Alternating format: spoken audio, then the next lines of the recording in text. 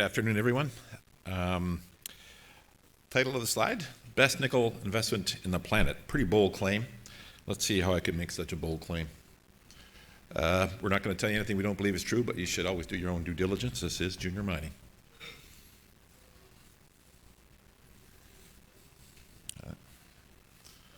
Whereabouts we're at, we're in Quebec. We're basically in the center of the province. It's considered north by Quebec standards, but it's basically south and east of James Bay.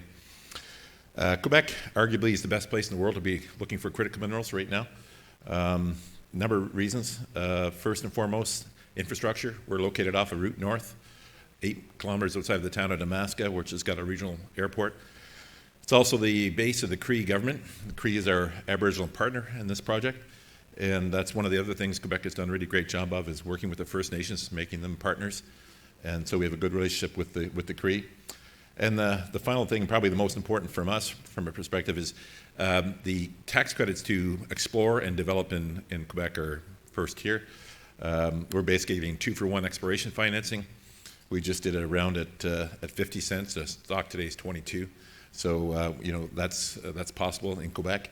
And then in the development stage now, with the new tax credits that are available, basically you're looking at 55% in tax credits to build and equip a new mine in Quebec. So pretty amazing set of circumstances. So this is a slide to look at to start. This is where we make our bold claim. When we compare ourselves, when I'm talking about what makes you a great investment, what makes you the best investment, I'm looking for an asymmetric investment. So I'm looking for a little bit of risk, but a lot of upside. That's what I see here right now in Power Nickel. And when I'm comparing myself to nickel, I'm talking about nickel sulfide deals, at least 1% nickel or better. And those are the ones we sort of came up with that we're looking at, and they're all fine projects, and I think there's a buy across the board. We just think that, relatively speaking, if you look at it, we're undervalued today, and our maiden 43-101 will be coming out in 2 to 3 weeks, and that'll make that number really dramatically undervalued. And we think we're trading at between 5 and 10% of what our value is, and that's why we're such an asymmetric return rate, investment risk right now. What did we start with? We started with 3.1 million tons of about 1.6% nickel, and we started drilling. We confirmed that historical resource with 8 holes, 7 of the 8 hit. That allowed us to go internally to 4 million tons, and then we kept drilling. About another 20,000 meters of drilling, and the hits kept coming. 40 meters of 1.6%, 10 meters of almost 3% nickel EQ, 16 meters of 1.6, 15 meters of 1.5. This thing is a beast. It's got a river of nickel. It flows really from the surface down to about 200 meters. I guess we're down to about 400 meters now. It's been really prolific. We're working on what we call NISC Main right now. NISC Main is about a square kilometer. We have a 45 square kilometer package. It's an ultramafic deposit. We've tracked the ultramafic for about 7 kilometers, going from east to west or west to east. We stepped out 5.5 kilometers to the northeast of our project and had a sweet little bonanza hole, 8 meters of almost 1% PGMs. That's a pretty exciting number to hit. And it's indicative that's what happens on the really big ones. On the Norilsk and the Voisey's Bay, you start to get these types of high-grade PGM deposits up top. When we saw that, we thought we had to really dig deep, and we brought in some new technology. It's called ambient noise tomography. I think it's going to be something that many mining companies will be using around the world. We've used it now for several months. It's been amazing. Basically, how this works is they have a little silver geode. It's put on the surface. Looks like a little landmine, in fact. You put them about 30 to 100 meters apart, sends a sound pulse down 2,000 meters into the ground, comes back as a sound map, and then you correlate that against your hard data. So our drilling data, IP, downhole EM, airborne EM, etc. And it gives you a visual look at the deposit, and it really has been an amazing technique to use in conjunction with all the other materials. You can't use it alone, but with adding it with the other stuff, it's amazing. If I could get this slideshow to work. Okay. That's going to hit too much. Yeah, so one of the things we learned in looking at it was that we were not looking deep enough. That one of the things we identified with the new tech was that we could do a step out, and we did a step out 300 meters to the south. The first hole, I think it's 2236 or 036, and that's what we got. That assay will be out shortly, but obviously that's great looking rock if you know nickel. So this is a heat map of what we're seeing, and basically we're open at depth, and the yellow is what we don't know yet. The red is progressively, that's hotter nickel, better grades, and so we're expecting out of our inaugural 43-101 to report somewhere between 8 to 10 million tons of about 1.5% nickel EQ. That'll just be the start at NISC Main. We think we'll ultimately get to 12 to 14 million tons here is our expectation now. This is what the ambient noise tomography looks like, and one of the things we learned from it was it basically gave us a signature of where we would find the massive sulfides. So basically, where we have the ultramafic rock, and the measurement is they measure the velocity of the rock. So in this case, the ultramafic is about 4,500 beats per second. And when it drops off by about 500 beeps, that's where the massive sulfides are deposited almost one for one. And so we've seen, in addition to being able to extend on our current NISC main, we've got two other, what we call ANT1 and ANT2, ambient noise tomography 1 and 2, where it's got the exact same signature. These have not yet been drilled. Nickel sulfides, basically in the history of time, they're always multiple pod. So we're fully expecting that you're gonna hit some more here, possibly in ANT1 and ANT2, given the signatures that were identified. And there's also some indication that to the west there's another one. So that's what the 4 kilometer stretch looks like, with ANT1 and ANT2. And that's really for 500 meters to the surface. So we think we've got NISC Main, obviously that's going to grow. We think there's possibly pods at ANT1 and ANT2, and then something further to the west. So we're expecting this from the surface to 500 meters to be a 30 million plus ton project at the end of the day. So now you start to see how this becomes much more exciting, right? But that's not the end, because we're doing something innovative on the revenue side as well. So we basically got introduced to these guys, CVMR. I'd never heard of them before. They're a large private nickel consortium, 18 plants around the world. They've done such things as the US $100 bill is printed on a nickel plate that these guys made with their nanopowders.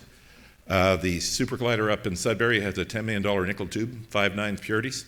These guys made it. Their largest client is the U.S. Department of Defense. They're a big deal.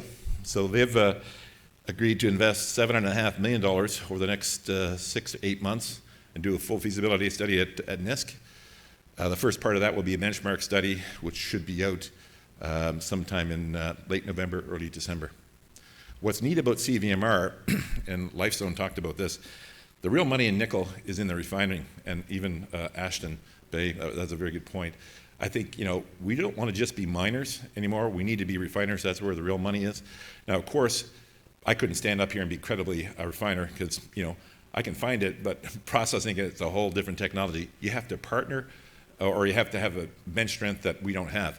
So that's why CVMR was very interesting for us, because their business model around the world, they had 18 joint ventures. So they would come in and they would put up the capital stack to build this plant. And they would produce nickel powders, nanopowders, wire anodes, and precursors to for the EV sector.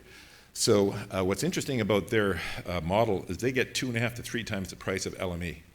So think about that for a second. So if you're worth X at LME prices, what happens if you get 2.5 to 3 times?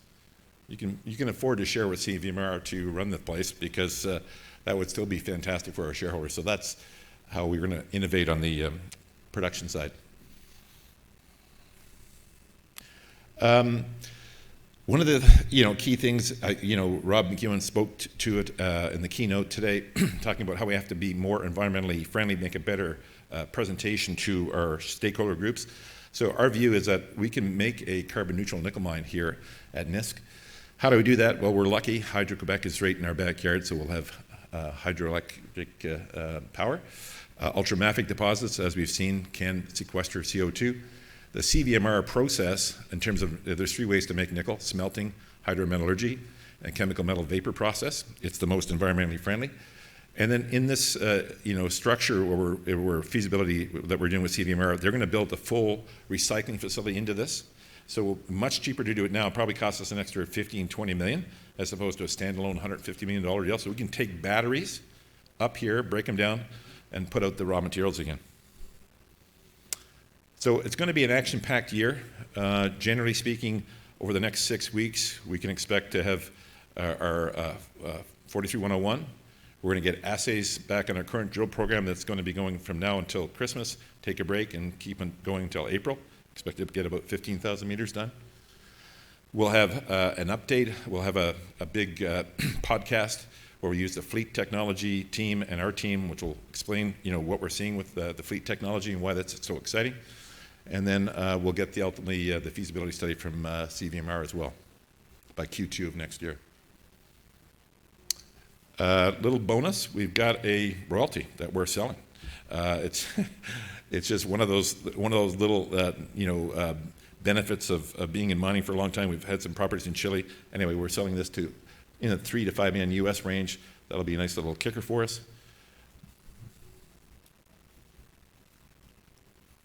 And if the clicker will respond, there we go. The team, obviously we're growing our team. Generally we've relied a lot on our, we use Joe Campbell and GeoVector as our on-site drilling team. We've just brought in Ken Williamson, who's a Francophone based in Val-d'Or, where we'll have our head office to run operations in terms of the exploration side of things.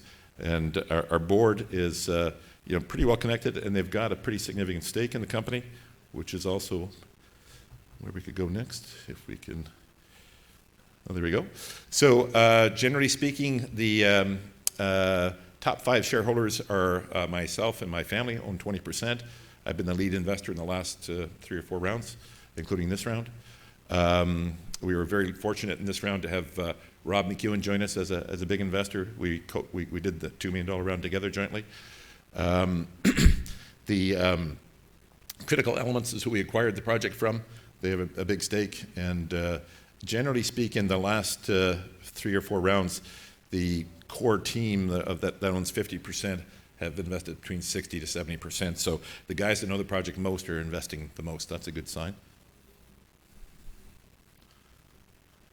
So just to wrap it up, we think we've got a very high-grade nickel sulfide mine with ample evidence of that. We think we're trading at a significant discount to our peers. We've got an amazing news flow coming with the 43101, the CVMR benchmark studies, ultimately the pilot studies, more assays. We're actually spinning off our copper-gold assets, and we're blessed to be working in Quebec, where you can get 2-for-1 exploration financing and 2-for-1 development financing. So, that's about it on Power Nickel.